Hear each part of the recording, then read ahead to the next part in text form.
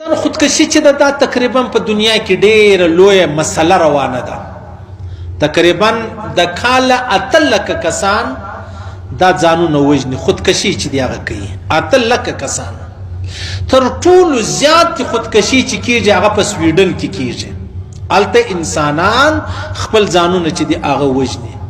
زموږ په پاکستان کې تقریبا په هر لکو کسانو کې 2 کسان چې دی هغه خودکشي چې دی هغه کوي.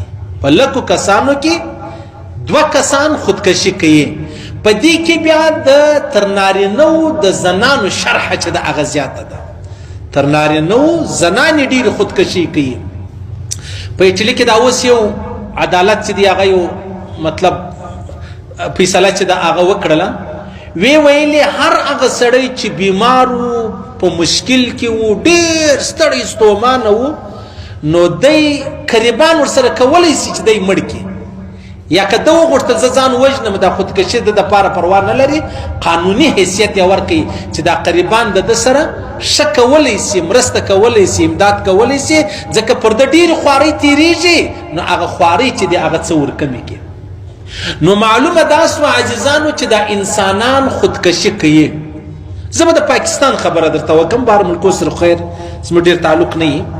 په پاکستان کې چې خودکشي کېږي تقریبا د کال 6,000 څه بالا څه کښته خودکشي چې دی هغه انسانان کوي. تر ټولو اولنۍ خبره دا ده چې دا د معاش وجې معاشیت یې کم بولي. 15,000 تنخواه ده، کوچني بچیان دي. اوس نه په دوا رسیږي، نه په تعلیم رسیږي، نه په خوراک رسیږي، نه په لباس رسیږي. نو لہذا هغه آخري اپشن د دې چې کوم دی هغه دا دی، هر لارې وازماوله، په هغه کې ناکامه سي، بله ورځ راولاړ سي خپل ځان و نهر ته ورواچي، بله ورځ راولاړ سي خپل ټول بچان چې دی هغه و نهر ته ورواچي. عام طور په پنجاب کې دا خبرې ډېرې دي. یوه زنانه 4-5 بچان، د معاش وس به نو، د خوراک وس به نو، بیا به راولاړ سو، اول به بچان مړ کړو، بیا به ځان مړ کړي. اول به بچان و نهر ته وغورځول، بیا به ځان ور واچوي. ډېر کم داسې سوي دي چې هغه بچاو سوي دي، ځانونه یې وژلي دي. یو معاش. دویمه خبره چې د عاجزانو هغه په رشته کې ناکامي ده.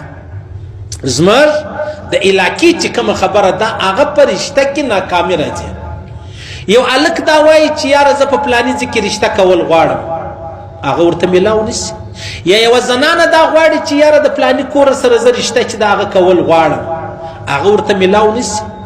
دلته دوی دوه هغه د درواغو په اشعارو باندې دومره ځانونه سره لیوني کړي دي چې بیا یو بل وعده سره وکړي چې یاره که ته الله رب العزت ما ته رانصیب نه کې، یا زنانه یا نارینه، نو زه به ځان وژنم. ابل وای زه به ځان وژنم. زما او ستا په دې وطن کې اکثره چې ځانونه انسانان وژني، د هغو یوه بنیادي وجه چې د هغه دا ده، ځکه الله رب العزت وځوان هلک ته، وځوانې بچۍ ته اختیار ورکړی دی. که چیرې مناسب ځای ولو، د عزت ځای ولو، د بې عزتۍ ځای نه ولو، هلته ترتیب برابرېدی. خپلې بابا خپل ادې ته دې ووایي چې یاره ما که زما څه پوښتنه کوئ، ما ته دغه ځای چې دی هغه مناسب ښکاري. بده خبره نه ده، شریعت حق ورکړی دی. دا یو. دویمه خبره چې زما او ستا په وطن کې بیخي ډېرې زموږ د معاشرې خبره درته کومه چې دغه خودکشي کېږي، خاص کر د زنانو د خوا څخه. هغه وجه دا ده چې پلار په زوره یو ځای ود کړي، پلار په جبر سره یو ځای ود کړي، پلار په زوره د دې نکاح چې د هغه ورتړلي. نو دلته بیا زنانه مجبوره سي راولاړه سي خپل ځان چې دی هغه مړ کړي.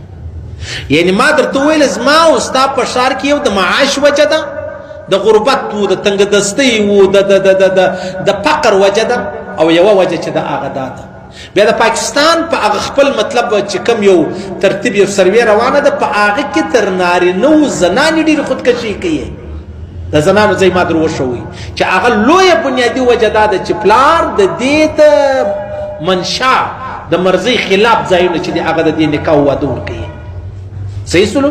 او دا ډېره لویه غلطي ده. یو سړی چې دویم واده کوي، دویم واده زموږ په پښتني سیمه کې تقریبا 80% هغه کسان دي چې د اول واده ماته زما پلار په خپل خوښي را کړی، دویم زه په خپل خوښي کوم. نو که پلار ولر سوی وي د دې زوی سي پښتنه کړی وای چې زوی دا پلانې کور یا پلانې ځای یا پلانې علاقه تا ته زه واده در کول غواړم، خوښه دي ده.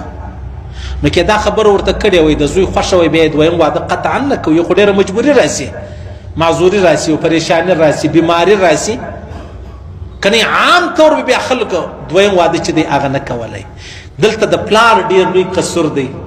صحیح سلو د زوی په واده کې چې دی پر خپل طبیعت ترکی زوی په خبر لا نه دی، د هغه سي لور راواخلي پر داسې ځای ورکړي چې هغه د دې یا په عمر کې ځینې زیات دی یا مطلب نه ورسره لګېږي، یار لکه څنګه چې نارینه.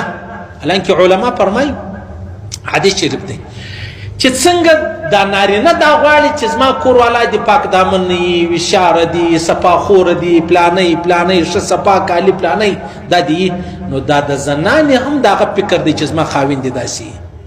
نارینه ولې خپل حق غواړي چې زنانې ته حق نه ورکوي؟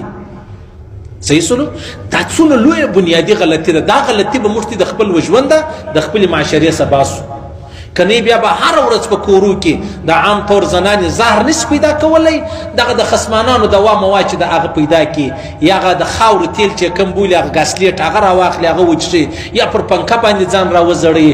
څونه لویه د پریشانۍ خبره ده. ما او تا به دا ما او تا چې مشران یا مطلب ذمہوار خلک هغه به د دې وجه معلوموي چې دا خودکشي ولې وسوله، دا خودکشي ولې وسوله، یاره خودکشي په دې